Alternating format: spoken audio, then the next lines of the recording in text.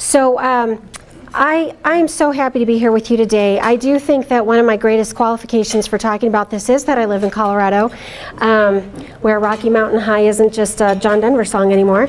I do have another qualification too to talk about this topic specifically, and I don't put it on my public bio, and it's not on my website, but I'm also the mother of an addict.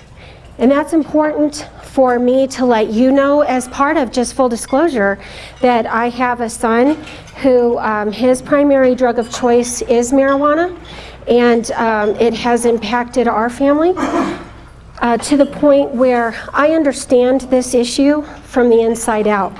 I know what it looks like up front and personal and up close and in my home and outside of my home. So I do have a presentation where I talk to parents about that specifically, and I'm not talking about that today, but I do want you to know that. I think it's important to understand that I'm not addressing an issue that is just theoretical for me. This has hit home for me in a real and personal way. So when Jason mentioned that I do workplace is my specialty, I serve on the board of directors for the Drug and Alcohol Testing Industry Association. And what that means is that we are we're a membership organization of people who are in the drug and alcohol testing industry, and we help carry out the mandatory drug and alcohol guidelines for the Department of Transportation. So we work with those under the federal guidelines who have to be drug and alcohol tested by federal law. So who is that? That's your airline pilots. Thank you, Lord, right? That's your railroad engineers, your boat operators, federal truck drivers, federal motor carriers. So there's people who fall under the definition of what we call safety-sensitive employees, and they must be drug and alcohol tested randomly and pre-employment, post-accident, and so forth. So when those guidelines went into effect in our nation just about 25, 30 years ago, they were put under the enforcement of ODAPC, the Office of Drug and Alcohol Policy Control, and ODAPC needed the people who were helping implement those programs throughout the nation to really understand the federal laws and what they mean. And so that's how I kind of got into this. I worked closely with the DOT guidelines and talk about the schizophrenia that Jason mentioned. I'm so in touch with that because I do DOT and non-DOT workplaces.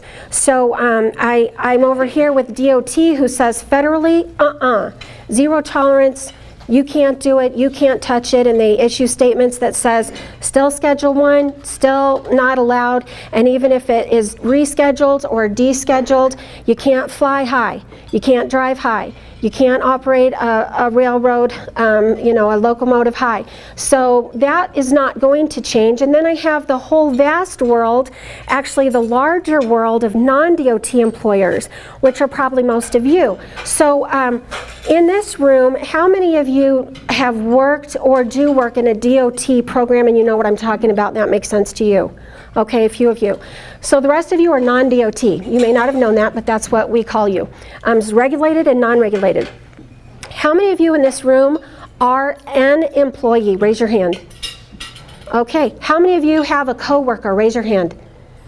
Okay, how many of you know someone who works? Raise your hand. Okay, all right, then I have something to share with you today, and something that will apply to you that you'll go, and may or may not make sense. So I have just a kind of a different perspective on this. Now, we do know that, you know what, there is drug use in our country for sure. Marijuana is the largest used illicit drug. It's the second greatest used substance next to alcohol in the United States. A lot of time when I'm traveling and I'm speaking and I'm doing this presentation, I'll have people who say, why are you wasting your time talking about this? What you should be talking about is the heroin epidemic. What you should be talking about is the opiates problem. Are those problems? Yes, they are. And there's still a meth problem, and meth is actually making a disappointing comeback. So are those still a problem? Yes, they are. And I'm not advocating for any one drug of use over another by any means. But if you look at the rate of use, Of course, marijuana is the largest, most common impact that we have to the workplace right now. So, of course, it's part of the conversation. I don't want to see those other pieces of the chart growing. I don't want to see any of them growing, because my position, why I'm here standing in front of you, is to advocate for safe and drug-free workplaces. And when it comes to the context of safe and drug-free workplaces, drugs and workplace don't mix. Alcohol and workplace doesn't mix. How many of you are in a working environment or know someone who is, where it's okay to come to work drunk? Okay to come to work under the influence of alcohol? Raise really high. I want to see it. Get it up there. Not you? No. Okay. No, I was raising my hand for something else. It was the last question. Okay. So here we are debating, can people come to work under the influence? And if we think about it in a different context of alcohol, well, we would say no, because that's not safe. But right now in the U.S., and actually this data is a little bit dated, 2013, according to SAMHSA, 9% of full-time employees say I use illicit drugs, and of course almost 14% of part-time employees. So let's put that into context for a minute. I like to do this when I'm at high schools and I'm talking to kids about driving under the influence, because I work on our local DUI task force in El Paso County in Colorado Springs, where I live. And so in the fall I get to do all the safe driving stuff for our Drive Smart program. And we talk about 11% of high schoolers that use drugs say I drove high in the last week. 11%. That's a national number. So I say to kids, how many kids are in your school? And they'll tell me, and I'll say, let's cut that number in half, because the freshmen don't have their driver's license yet unless they've been a freshman for 3 years. And cut that number in half, and let's take 10% to say maybe your school isn't quite at the almost 12% national average. How many kids are there that use drugs, and then how many of those have been on the road under the influence? So 9% of full-time employees, how many people are in your workplace? Okay, if there's 10 of you, statistically, one person would use illicit drugs. Okay, now is that true across the board, straight across the board? No, it's not, because there are industries that are not as prone to be true to that statistic, and others who kind of double the numbers and weight the scales, right? So usually hospitality and food service and construction have higher numbers than some of your white collar jobs. Okay, fine. But regardless, when I do speak to employers, I get a lot of time in the business community, mostly small business owners, who say, we don't have this problem in our workplace. I don't hire anybody that I don't know. I know all of my employees. Everybody is either a friend or a friend of a friend, or what have you. And so we just don't deal with this in our workplace. But the reality of it is, we have a misunderstanding of what this really looks like. We get this picture in our mind when we see something like this of a raging, drug-seeking addict, and that's not what this is. This is the person, this can include the person who just occasionally parties and doesn't see anything wrong with it if it's not, in their mind, bothering anybody. This can be the person who is using a prescription medication that doesn't have their name on the bottle. Number one reason guys in DOT programs lose their jobs is because we just, as American citizens, for some reason think if the husband or the wife has a Vicodin from the last surgery and there's 4 left over and I'm hurting, I can take one. And we do, and you know what? That's illicit drug use, because it's opiate drug use that is not according, to the guidelines. Another one is Adderall. Just pop a kid's Adderall because I've got a sudden trip overnight and I didn't sleep last night and I got to stay awake on the road. And my kids got it for ADD, and so I just took 2 with me. And they will, sir, do you have a prescription for this? No, my kid does. Sorry, that's illegal. That's illegal drug use. So it's not always what we think. We have to pay attention to this. Do you know the cost of that drug use to the workplace? I mean, the United States, we lose over $129 billion per year in lost revenue in the U.S. because of workplace drug use. And the small business owner is the greatest impacted, up to $7,000 per month for a small business owner. How many of you in here would consider yourself to be in the small business community? Raise your hands. Okay, see, that's the majority of you, because most of you don't work for the big box stores, right? That's just not what the majority of us do. But the small business owner doesn't always understand that loss, and so I'm going to talk about that in a minute. But going back to what I said about perception versus reality, we think of the quote-unquote stereotype of the stoner, and that's just not where we are. I have a really good friend in Colorado Springs who's a pain management physician, and he talks about this issue all the time, and he says, Joe, you know, we're sitting in his office, and the major hospital in our community is at the other end of the parking lot, and he says, there's anesthesiologists over there who smoke pot every day. That's what they do. You know, and I'm going, can you just give me their name so that I can know who to take off my list? So it can be your business executive. It can be, you know, your manager. It can be your high producing type of people, because what we've seen is a culture shift in the U.S. To being drug friendly instead of to being drug adverse. And this goes in cycles. This isn't something brand new. We were here in the 70s, big time. How many of you, okay, I hate to do this. I'm just going to out so many of you as old. But how many of you, and none of the kids and future business leaders of America, you won't be raising your hands. How many of you remember the 70s clearly? Okay, thank you. Me too, unfortunately, thanks. I was a kid, but I still remember it, okay. Was it not a very drug-friendly culture? Very, I mean, that was the hip thing.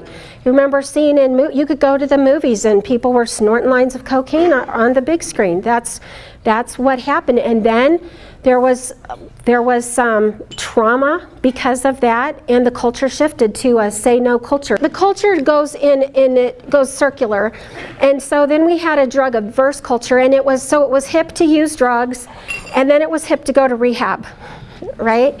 And that was the cool. Everybody was going to rehab and you know, admitting that they had a problem and doing interventions and that kind of thing. And then now it's back to we're cool. We're cool. You're just partying now and then. You're a responsible adult. You can quote use safely. When the reality of it is, you know, I don't know that you do drugs safely, but. So it shifts around, and these things come and go, and we won't be able to sustain this path forever, because we end up having, especially in the United States, we don't tend to do things small. And one of the things that I see is that this is a huge impact on our young people. What messages we get in society and what messages we put out there in society, our young people take it to the nth degree. That's common. That's always happened, right? For instance, cigarette use. When cigarette was really chic, man, those kids didn't smoke a pack a day, they smoked 2 packs a day. So, you know, we see that with our young people and what they're doing, and I'll talk a little bit about that as we go through the presentation. But, so here we are, we're looking at the impact to the businesses in the workplace, the dollars lost, and what happens with your small business owner. And I have some stats once we get this back up. If I don't get to them, if I don't get them up, I know most of them, but what we see with U.S. businesses is that drug use costs U.S. businesses in lost productivity, in lost revenue, in greater absenteeism, in greater tardiness, in workplace theft. Workplace theft. That's one of the pieces of our federal signs and symptoms training for doing a reasonable cause test, is that if there's little things missing from around the workplace, they're often taken for someone to support their drug habit. So workplace theft, and then also selling drugs or trading drugs with coworkers is a big one. So we have a lot of this loss, and what I see with small business owners is they often don't understand the losses that they're having, because the big box companies, the large companies, they have HR people, they have bean counters, they have people who are going, you know, 1 day absent, 2 days tardy, you know, you're getting written up, or whatever the standard is. But for the small business owner, you have someone here who has found their passion, found something that they do really well in their life, and typically they've invested their life savings into doing that one thing really well. And if they are doing it successfully, they've grown their business to the point where they need to get a few people to help them out. And now they have employees. And employee drug use, when people don't come to work on time, or don't show up at all, or the little things start missing around the business, or one accident or injury, a big workers' comp claim, it literally knocks the wind out of their sails and can take them down. You have an industrial, 40%, this is not in my slides, so it doesn't matter if it's not up there when I say this, 40% of industrial fatalities are a direct result of workplace drug use. 40% of industrial fatalities are a result of drug use. 40%, folks, that's nothing to laugh about. So think of what we could prevent. And so this is why we recommend that employers have a drug and alcohol policy. Everybody should do it. And a lot of time, your small business owner doesn't think about that because, again, you're just getting into practice of what you do best, and you're out there getting it done. And who thinks about a drug and alcohol policy? I mean, you're just trying to get your business license and figure out how to do business. Check it out. Hand to the man. Okay, awesome. So a lot of people don't think about the drug and alcohol policy, and all of a sudden, this is what I see it happens with small business owners. Something happens, and then they call up someone who's doing drug and alcohol testing. They're like, I have a problem. In fact, here's a live example. I had a lady who owned a B&B. She had a beautiful Victorian home in Old Colorado City, Colorado, and she turned it into a B&B in retirement so she could afford to keep it, and it was beautiful. And I said to her, do you have a drug and alcohol policy? She said, Joe, I don't need one. Oh, same old thing. I'll hire people I know. Talked to her about this for 2 years, and she said, I'm a retired paralegal, so if I ever need that, I'll just write one myself. And I said, okay, if anything ever happens, though, and this is what I have to say, don't ever try to drug and alcohol test someone if you don't have a policy in place. In our state, it's illegal. I don't know if it's legal or illegal here to do it, but don't you ever try to do it if you don't have a policy. Okay, she said. So being a paralegal, she could write her own policy. That's fine. No problem. So one day she called me in a panic, and it had been about 2 years after we had this conversation repeatedly. And she calls me, she goes, I got a problem. I got a girl upstairs in the room, and something is going down bad, and I need you to get down here. I need you to do a reasonable cause test. I said, do you have a policy in place? She goes, oh, I got it written. I said, did you let everybody know? She said, I let everybody know this morning. Okay, all right.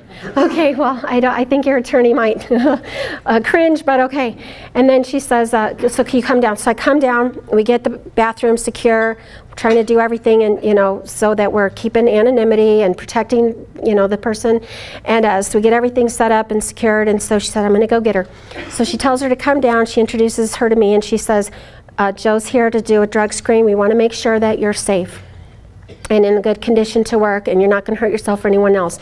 And this gal reaches in her apron pocket, pulls out her keys, whips them at my head, whoosh, hits the wall behind me because I ducked, and says, I'm not going back to jail, and ran.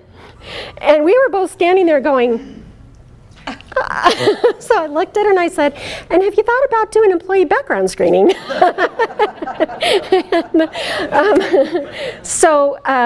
Now let me make very clear, workplace drug tests don't send anybody to jail. So I don't know what the story was there, but obviously there was a problem. So that's common what happens. So what has happened in the state of Colorado, thank you, I just almost killed myself on a HDMI cable. My husband would love that, that would be so ironic. Okay, what happened in Colorado and Washington the year after we implemented recreational marijuana, which was 2012, in 2013, our workplace positive marijuana drug test increased from the national average of 6% up to 20% in Colorado and 23% in the state of Washington in 1 year. Now, those numbers have continued. The first increase in all illicit drugs in this nation in 2 decades happened in 2013 and 2014 and 2015. And this data is coming out of Quest again this year, Drug Test Index. It's coming out this month. And Barry Sample over at Quest has said, Joe, there's no change. It's still going up. So this is dramatic, folks. This is incredible. And I could use the 2014 slide, but I keep the 2013 slide up there because every time I look at it, I'm still shocked that that happened in year one. And why that happened and what that means is that employers are not doing a good job, and Colorado is not doing a good job of educating employees that workplace drug use is not okay. It's not safe. So culture shift. So here's my stats I was going to tell you about here. Full-time workers ages 18 through 49 who currently use illicit drugs report, self-report. They have worked for 3 or more employers in the past year. They have voluntarily left an employer in the past year. They were fired by an employer in the past year. They have taken an unexcused absence in the past month. They've requested early dismissal or time off. They've had had absences of 8 days or longer and significantly increased work tardiness. This is self-reporting.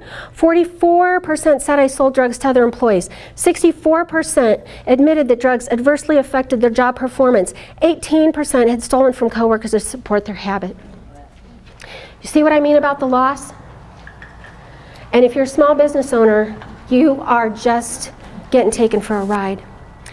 Workplace drug use causes 3.6 times more workplace accidents, 3.6 times more likely to be involved in an accident, 5 times more likely to file a workers' compensation claim. And that's where the costs really start to pile up.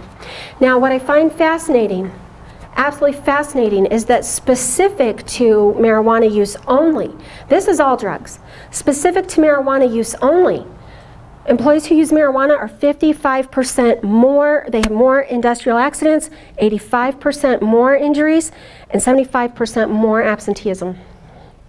So, is there an impact to the workplace? Does it hurt?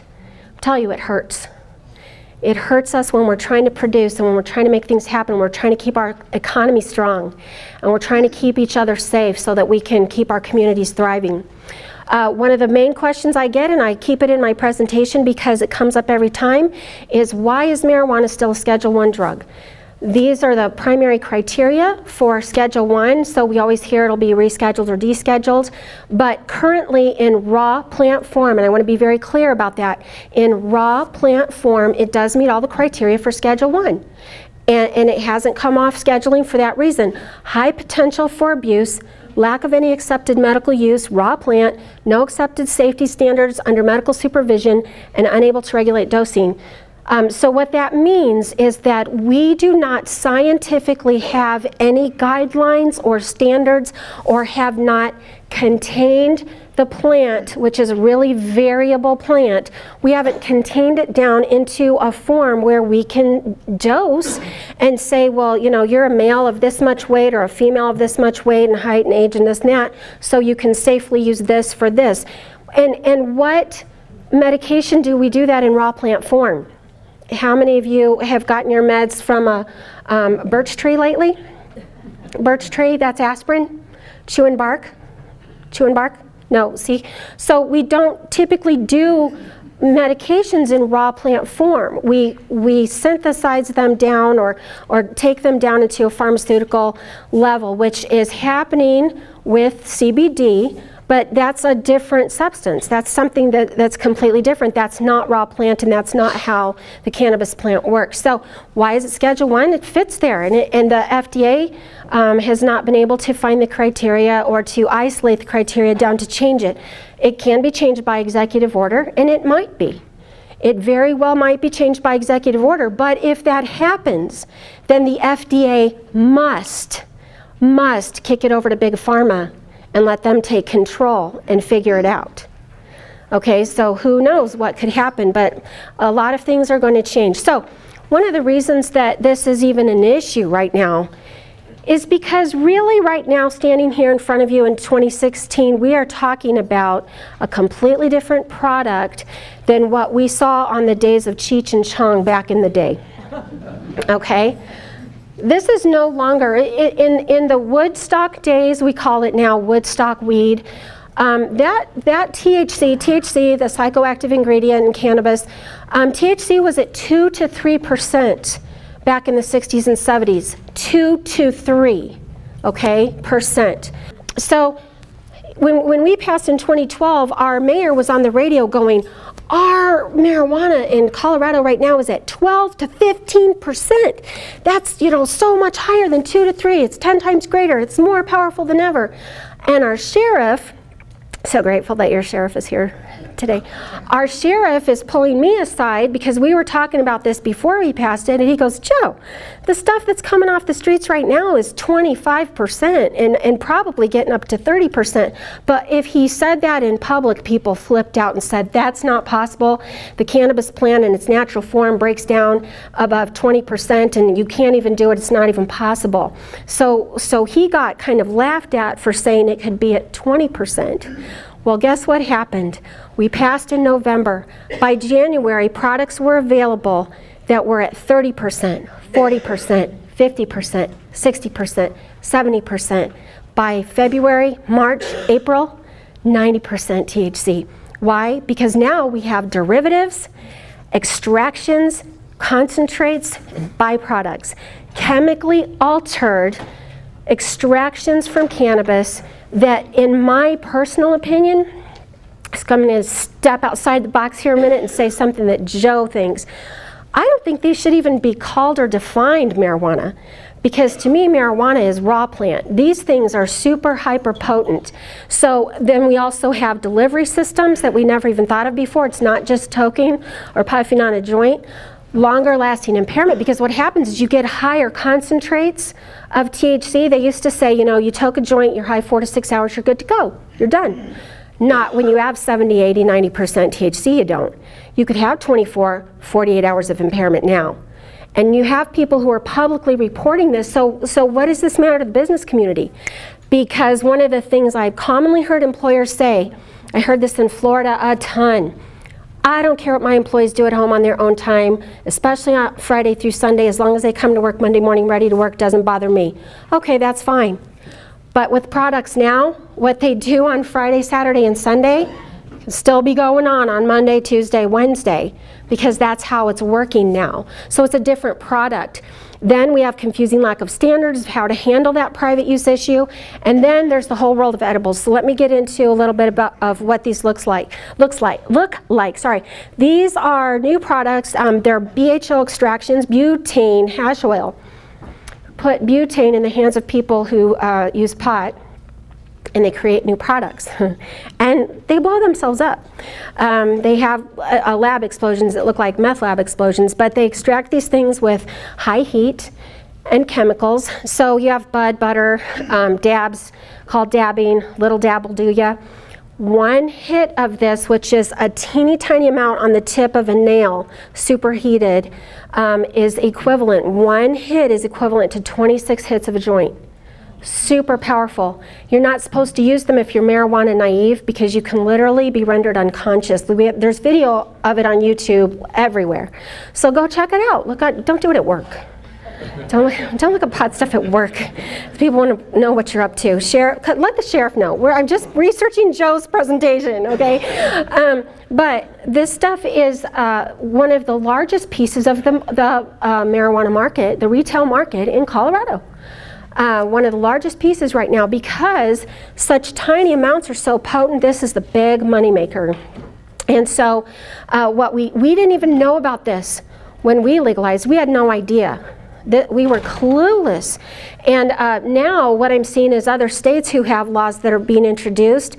These are in the definition of marijuana, so they're part of the package and protected. So when we legalized, though, this was the first place on the globe where this was legal. So it's a derivative product, super hyper potent. And then one of the workplace challenges that I think is the most fascinating are the vape pen cartridges. So you have the e-cigarettes or the vape pens, and these are cartridges. You have indica, sativa, and a hybrid blend here. What does that mean? So indica, and a lot of people don't know this, indica is the strain of cannabis that chills you out. Everyone's like, we don't really have to worry about this because I'm just, people are going to be chilled. I remember one time we were seeing a counselor, a substance abuse counselor with my son when he was really struggling. And the counselor said, so what's your problem? What are you worried about? All he's going to do is sleep all day and not be motivated. What's the big deal? Right? Like, that's what you want for your kid's life. But here's the problem. SATs, sativas, are hugely popular, and SATs are the ones that amp you up. They get you going. And I'm going to show you some side effects of those in a minute, but it's not all just about chilling. It depends on what you're doing. But I will say about these, I had a lady that runs a nursing school in my community, and she said my students are going out on lunch break and they're all doing their e-cigarettes out on the porch, and then they're coming in, and she said half of them are just stoned out of their mind, nursing students, and working with chemicals in the lab and stuff. And she goes, I don't know what to do. You can't smell it, okay? So you think about workplace, people taking a break, going out and having a smoke break, coming back in because they've had a THC cartridge in their vape pen. What are you going to do? And is that in your policy? And are you going to allow it or disallow it? And then how do you tell the difference? Very challenging. Then you have the edibles. We have all manner and variety of edibles in Colorado. If you can dream it, we can do it. You go into our retail stores or our dispensaries, because it's all the same products. These things look like candy stores. They're basically food shops. And we have every manner. And so when I'm at Fort Carson, and when I go to Fort Carson, I work with the ASAP program, the Soldiers and Impaired Driving program, and I do education. And of course it's zero tolerance, but these guys have families. You know, spouses are right there, and of course all the shops set up right around the perimeter of the base. Federal installation, federal again, federally illegal, and yet these guys are just battling this issue. Their kids bring it in the house. I've got older soldiers who are saying to me, my kid walked it right into the base, right into our house, and there I am standing on base with pot in my house. You know, talk about a career ender if you don't figure out how to handle this pretty quick. But the guys in the ASAP program said, Fort Carson, listen to me, Fort Carson is the second largest employer in the state of Colorado next to Walmart for contract employees. And they cannot keep the edibles off base because those contractors just bring them in their lunchbox every day and trade them with the soldiers. Trade the soldiers. And sometimes these guys aren't even aware of what they're getting. Again, they're highly variable, and they look like real food. How are you going to tell the difference? Granola chips, snack mix, you name it. So what's an employer going to do? These things look very different. Another employer challenge is a retail store. Go by this retail store in Denver on 225 and Parker Road at noon on a Thursday. 6 company trucks in the parking lot, 8 company logo shirts. What was I doing there? I was there. This was me, sorry. We had a lab that was out touring Colorado and shopping around some oral fluid testing, which I'll talk about in a little bit. And they said, Joe, you've got to go to this place. You have to check it out. They have EpiPens. They have THC cartridge EpiPens. And I did not think that was possible, and I thought they had misunderstood what was going on. So I went to see for myself, and this is what I saw, company truck, and if I told you those logos right now, you would know every one of those companies. They're national brands. And so I went and stood in line, and logo shirt, and I did ask to see the EpiPen, and it is labeled EpiPen, and they call it an EpiPen, but it's a roller ball. It's not an injectable. But the bud tender behind the counter told me, we're going to get this into injectable as soon as we can. So that's the goal. And I've had people who, again, have laughed and said that's not possible, it will never happen, and you're a scaremonger. But man, I never thought I'd see half the stuff I'm seeing now. So I think, again, if we can dream it, we can do it. I mean, I asked the guy, I said, you know, if someone uses this, will they fail their drug screen at work? And he goes, oh yeah, and you'll be stoned off your butt. You know, so that's a roll-on skin applicator, and his experience is, he said, I use this 8 times a day, I can barely stand up. That's what he said to me. So I was like, wow, okay. And then here in Colorado Springs, what we have is the gas and grass station. And how many of you, this is a medical dispensary. How many of you get your meds at your local gas station? I'm just curious. I got a lot of questions that you don't raise your hands for. But I have had employers who have called me and said, how do I keep them from driving my company trucks through there? I don't want the community seeing my truck park. This is a major intersection. And I don't want my company truck there, Joe. What do I do about it? I don't know what you can do about it. I mean, what are you going to do? Follow your guys around and say, don't drive in there? You could tell them not to, but I don't know that means you can control it. So again, just some stuff to think about. What's the reality look like for us? My friend Chuck, he does mobile drug testing up in northern Colorado, and he went to this electric company to do pre-employment drug tests. And so there's 12 applicants sitting there, and when he walks in and they see mobile drug testing, 9 got up and walked out. Said, nope, not gonna do it. 3 took their test, 1 failed for THC. 2 out of 12 applicants. And I follow up with Chuck. We serve on this certain committee together, and so I follow up with him all the time. And I say, hey, are things getting any better, getting any worse? He said, same, 10% don't even qualify, or the only ones who qualify, everyone else can't do it. So yeah, our applicant pool, guys, our applicant pool, we're struggling with qualified candidates.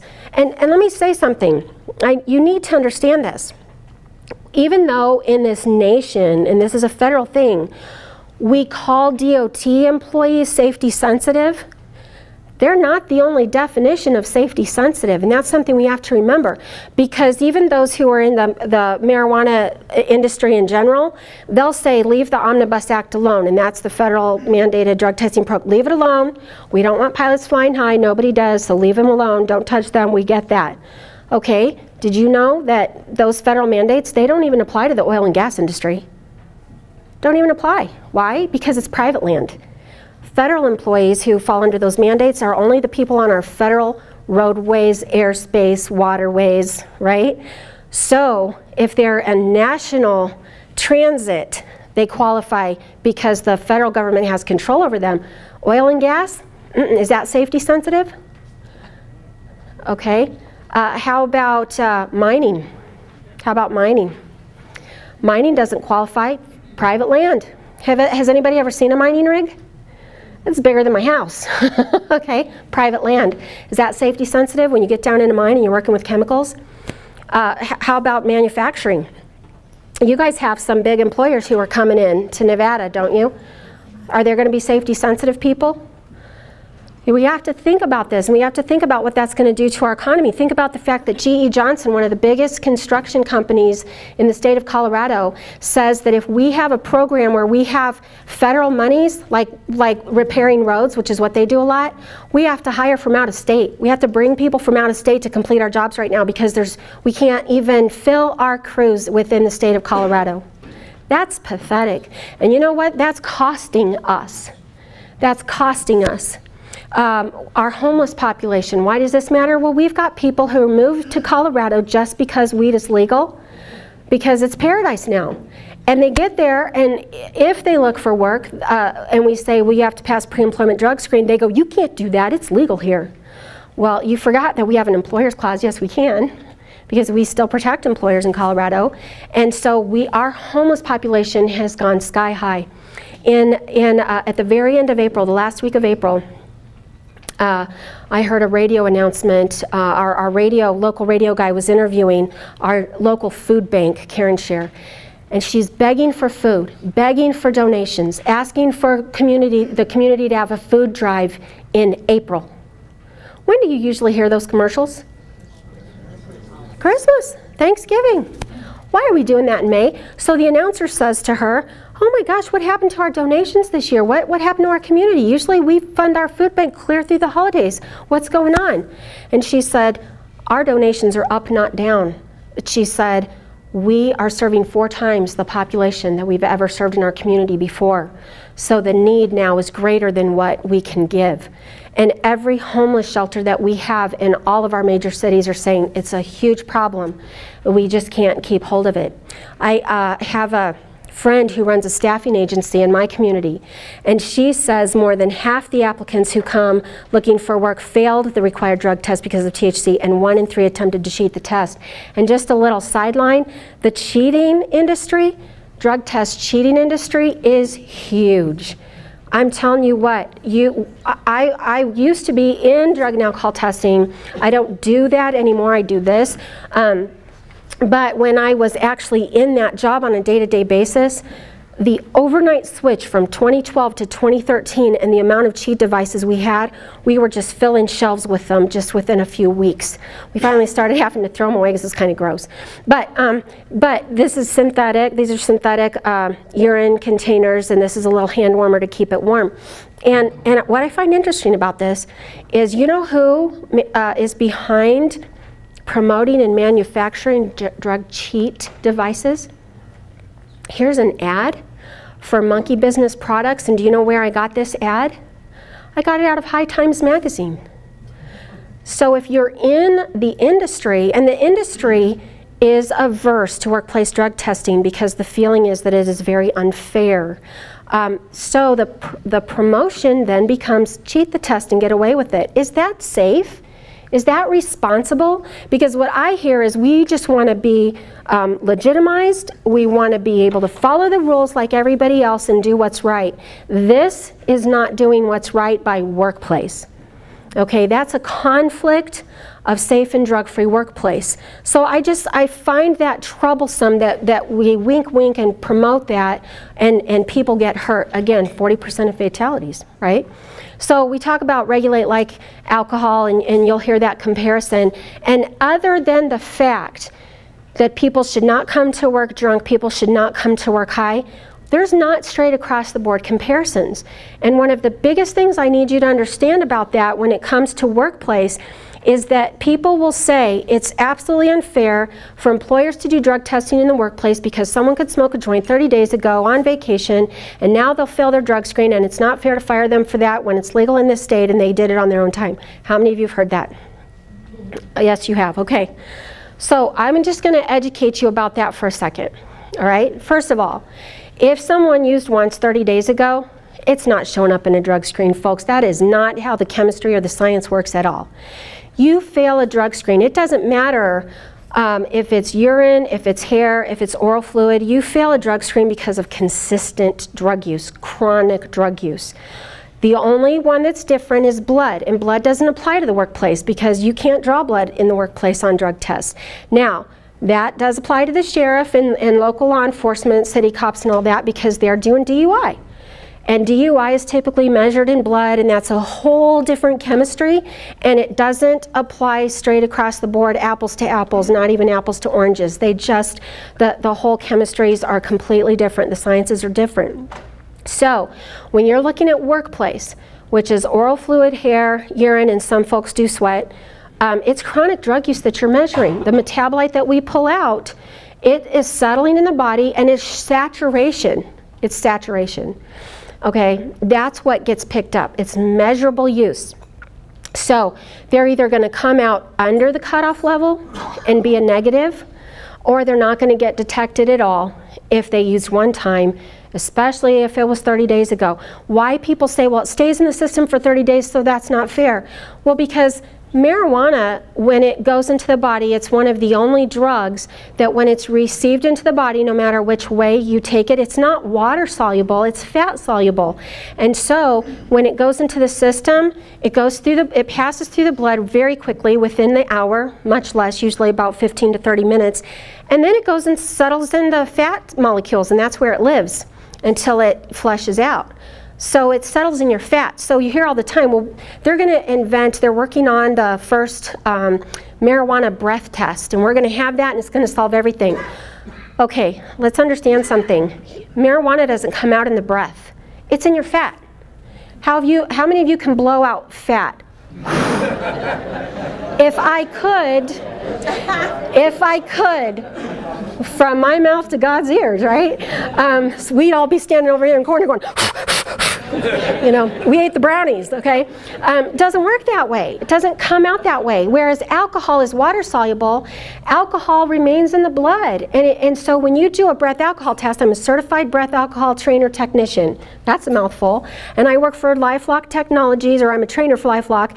And LifeLock has one of the federal grants to work on breathalyzer technology. And so it's really fascinating because what they're saying is The only thing you can capture in the mouth is trace amounts of oral fluid. So that breath test isn't a breathalyzer, it's an oral fluid test. That's what it actually is. So if we get it to where it's sensitive enough that we can even measure, then we need to implement standards, because how many of you know what a DUI is, what amount of alcohol a DUI is in Nevada? You guys know, that's common knowledge, right? We don't have those standards in marijuana. We don't have impairment standards. In fact, alcohol standards are fairly new in the whole history of things, and it took us 20 years to get those in place. 20 years. 20 years of science, but science isn't the strongest determination. It's 20 years of legal wrangling that got us those standards. It was Mothers Against Drunk Driving that got us those standards and said, save our kids from being killed by drunk drivers out on the road, and forced us to get drunk driving standards. And our legislators were instrumental in those standards, not our scientists. Okay? So while there's a little science thrown in there, it's not absolute, because how many of you know people who can drive over the legal limit and they're just fine? And they usually consume an awful lot of alcohol, don't they? Marijuana is the same way, but again, as I mentioned before, it's such a variable product that we are all over the map with this compound, or many compounds, and we don't have yet any way of isolating how this affects whom and what and when and how, because just like alcohol, the more you drink, the more your tolerance builds up, so the more you can take on board. Marijuana is the same way, only it's exponential. So we set an inferred 5 nanograms in blood as our DUI standard in Colorado. What does inferred mean? It means that you can contest it because it's not scientific. Why did we pick 5? Sounded good. Sounded like a good number. Was there science behind it? There's no science behind it. Someone said, sounds good, let's start at 5. Why not? There's a study in Europe that says you're impaired with 1 nanogram in your system. Let's start with 5. And that's kind of how it went down. So we started with 5. We have case after case after case after case of people 4 and 5 times over that limit who are getting acquitted.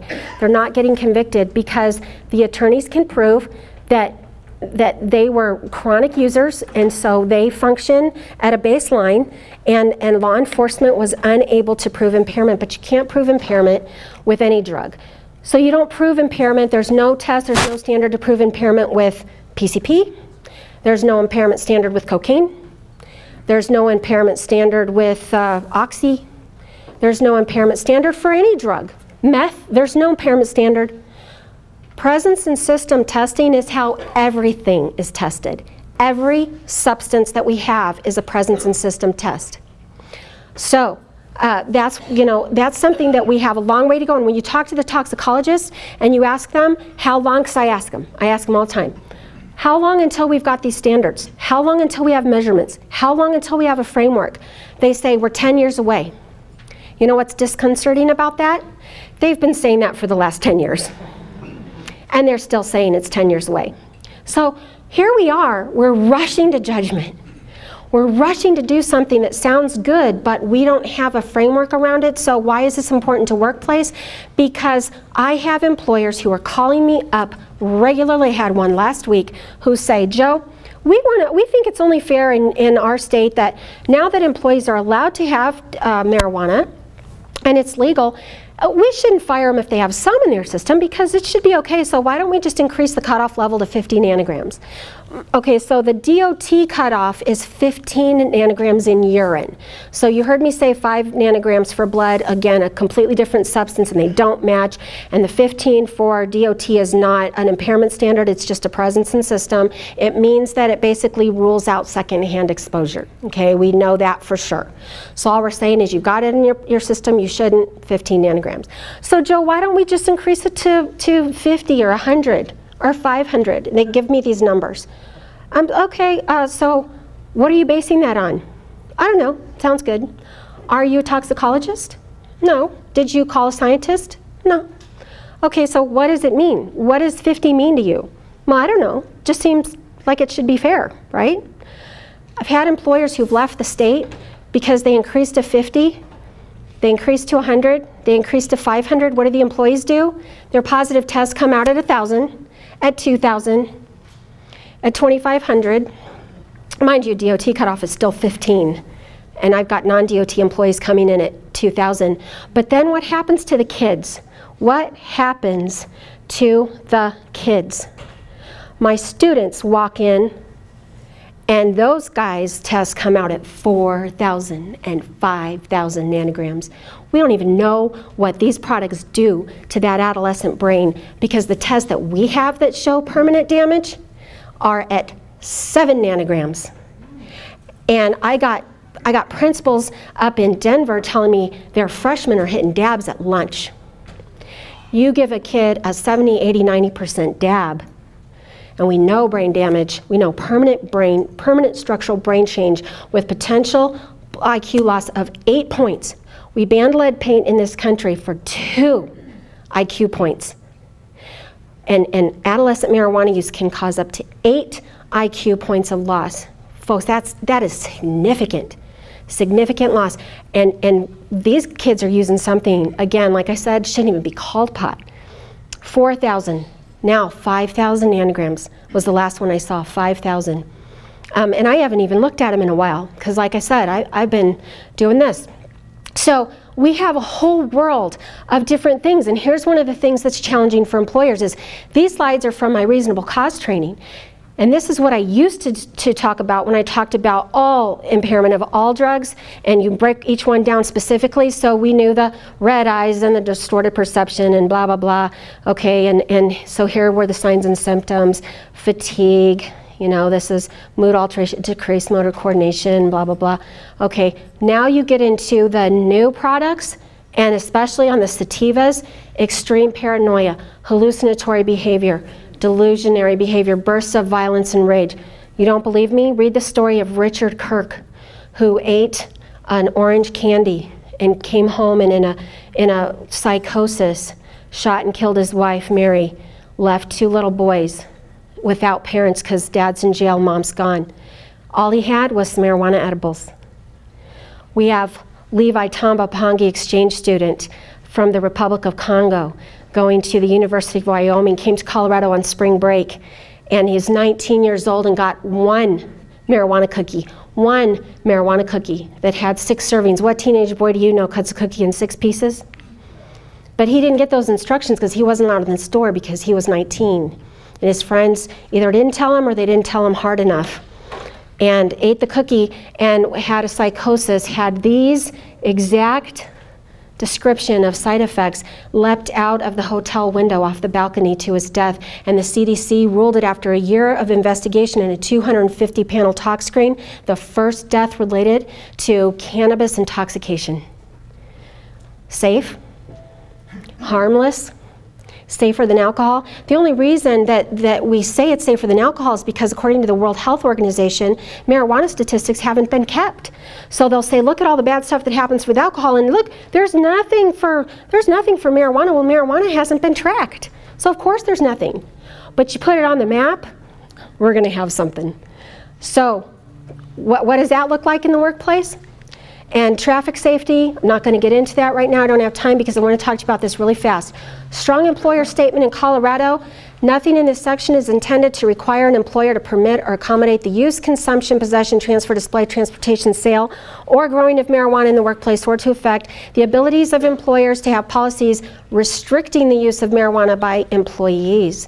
And at the governor's task force work group that I was in, banking, taxation, and civil law, when we came to this paragraph and we said it looks like it was written to say what it means and means what it say, and so we'll recommend to the legislature that, you know, employers have the right.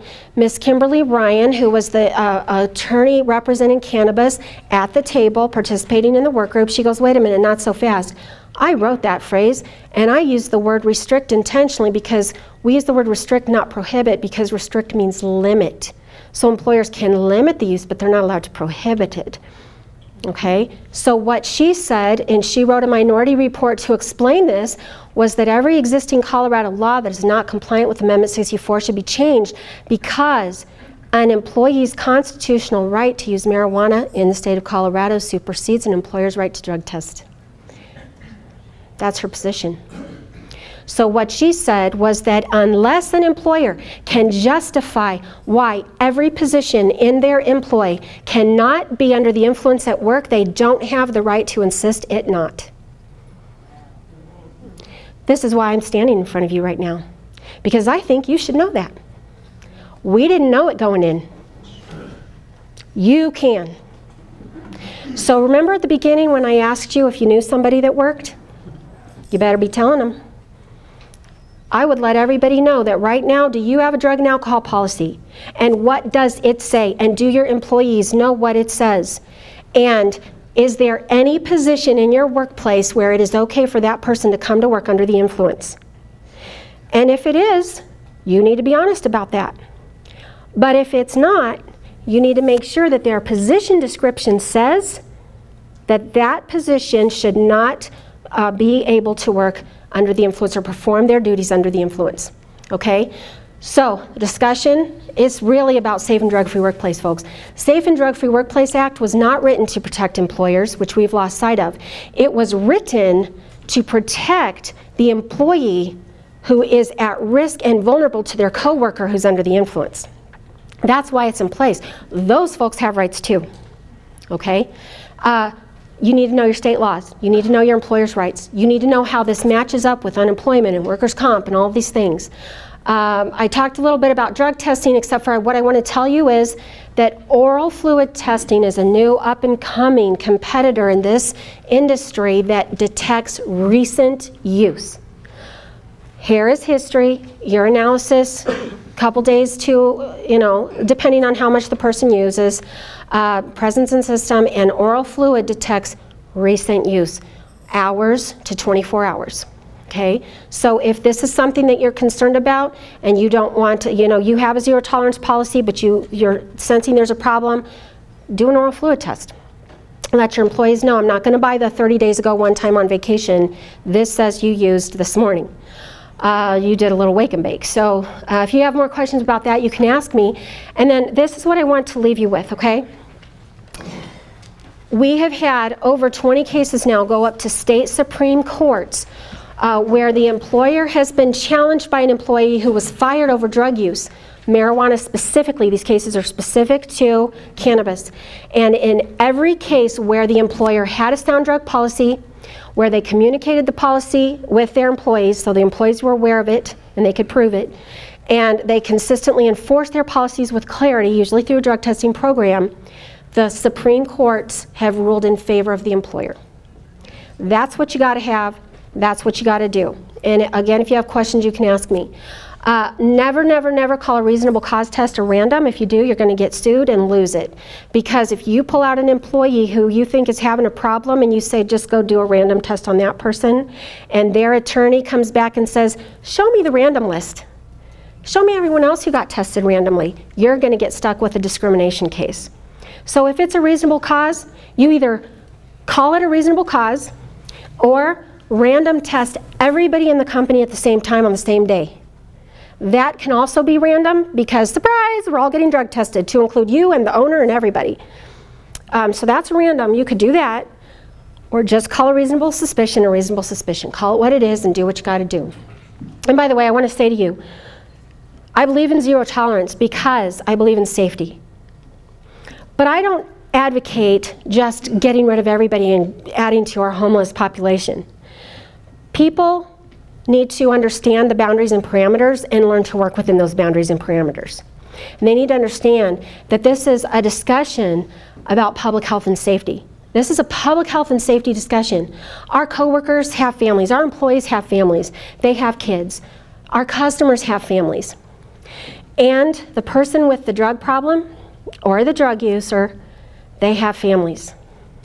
I know one who's got a mama right here. And I know that guy has a little sister that looked up to him every day of her life until her junior year of high school when the relationship was broken.